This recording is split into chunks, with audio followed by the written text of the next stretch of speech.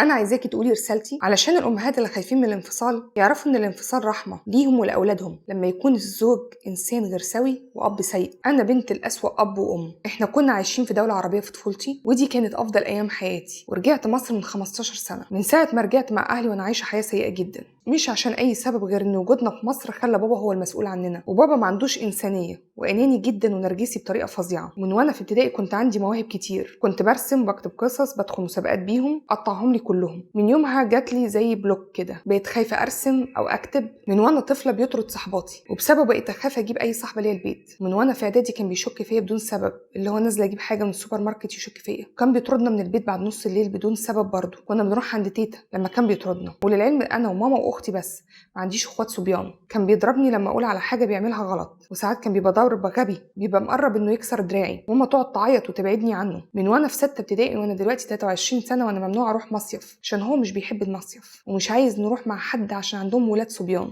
وطول عمري انا واختي متفوقات، بس عمره ما قال لنا مبروك حتى. وماما مره كانت عامله عمليه قسطره واهلها جم يزورونا طردهم. وماما لما تعافت بعد الموقف ده راحت لاهلها وقالت لهم انا مش عايزاكم تزوروني عشان مش عارفه اعمل معاه حاجه ولا ارضى تطردوا من بيتي. ومن يومها ما حدش بيزورنا بسببه. كل المناسبات السعيده زي الاعياد وكده بقيت مش بحبها من كتر ما بحس اني مش زي بقيه الناس فيها. وحتى رمضان من ساعه ما جيت مصر ممنوع نعزم او نتعزم لانه مش بيحب العزومات، فبقيت ما بحبش رمضان يجي من كتر ما ببقى زعلانه ان الناس كلها بتتعزم وبتعزم واحنا لا بسببه. وكل رمضان كان يعمل خناقه تافهه مع ماما ويسيب البيت ويبقى شهر نكد علينا بسببه. كل حاجة في حياتنا مش طبيعية بسببه على كل الأصعدة. ماما حاولت تنفصل كتير بس كانت ترجع على أمل حاجة تتغير، وآخر مرة طلبت الانفصال قال ماشي نتطلق بس يساومني أنا وأختي، إن اللي تختار تعيش معاه هيتعامل عادي واللي تختار تعيش مع ماما مش بنته ولا يعرفها. وساعتها ماما جابت ورا وخافت. ومؤخرا عرفت إنه مدمن حقن جدول وكان بيجيب الحقن دي ب5000 جنيه في الشهر، وأنا اللي عرفت بنفسي محدش قال لي. وقلت بس أقول بقى لماما عشان تاخد موقف نبعد عن القرف ده. قلت لها وانصدمت إنها عارفة، ومش هي بس وعمي وعمتي. وماما لحد اللحظة دي مش راضية تاخد قرار الطلاق مع انها بتشتغل طول عمرها وشغل حكومي. وانا واختي كبرنا وخلصنا جامعه، يعني نقدر نمشي ونشتغل ونكون مسؤولين عن نفسنا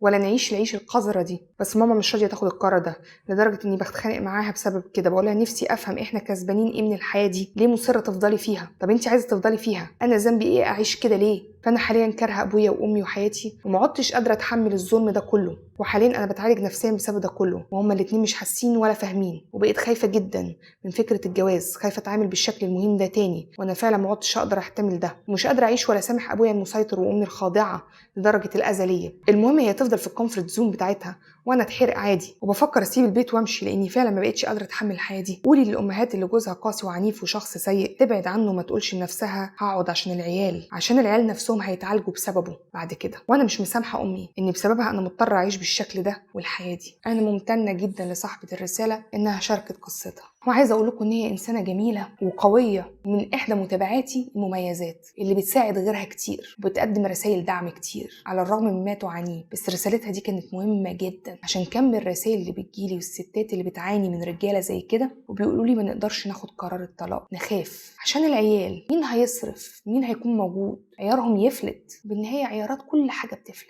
النتيجة ان انت تقعدي مع زوج سيء لهذا الحد عشان مصلحة الاولاد هي نتيجة كارثية، لانهم ما بيتأذوا معاكي، انت مش بتتأذي لوحدك. رجاء للسيدات اللي بتكمل في جوازات مهينة زي دي، مؤذية زي دي، انتوا ما بتعملوش الصالح للاولاد، بالعكس دي تكاد تكون انانية منكم ان انتوا تكملوا على هذا الوضع، لان انتوا اللي اخترتوا الاختيار السيء في الجوازة دي، جبتوا اطفال يتحملوا معاكم نتيجة هذا القرار.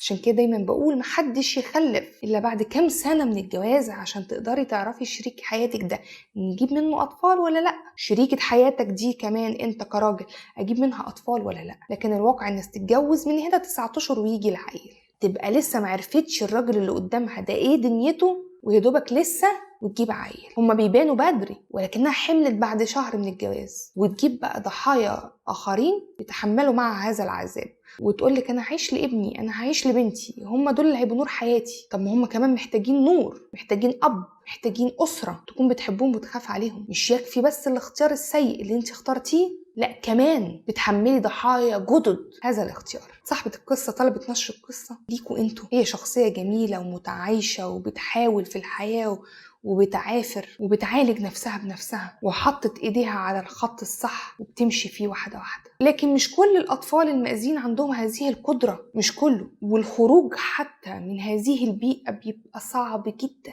سواء انت عندك أم أو أب مسيئين، بتخرج وانت عندك ندبة، جرح في روحك، تقعد سنين تعالج في هذا الجرح. مش كله بينجو، ساعات بننجو ونساعد الآخرين ينجو، لكن بشوف ناس ما نجيتش من ده. أنا واحدة نجيت من ده، والجميلة دي عرفت تنجو لحد ما من ده وبتعافر لسه في مرحلة النجاة، لكن غيري معرفش ينجو. سواء لأم كملت في علاقة مع أب مسيء، أو أب كمل مع أم في علاقة مسيئة، أيا كان فيهم مين فيهم المسيء وأثر على البيت كله. الشرط ساعات الستات هي اللي بتبقى مسيئة لأولادها ولجوزها ولبيتها، سواء الراجل أو سواء الست. ما تعيشوش في علاقات مسيئة أرجوكم، من أجل أولادكم، من أجل أولادكم اخرجوا من العلاقات دي. ادوا لأولادكم أمل جديد، يمكن بعد الانفصال تتعبوا، هتشقوا على أولادكم، سواء الست اللي هتسيب البيت وتضطر هي تشتغل وتصرف على الأولاد، أو الأب اللي هياخد أولاده من أم مسيئة ويضطر هو ياخد باله منهم. أيا كان، احموا أولادكم من نتائج أخطائكم أرجوكم.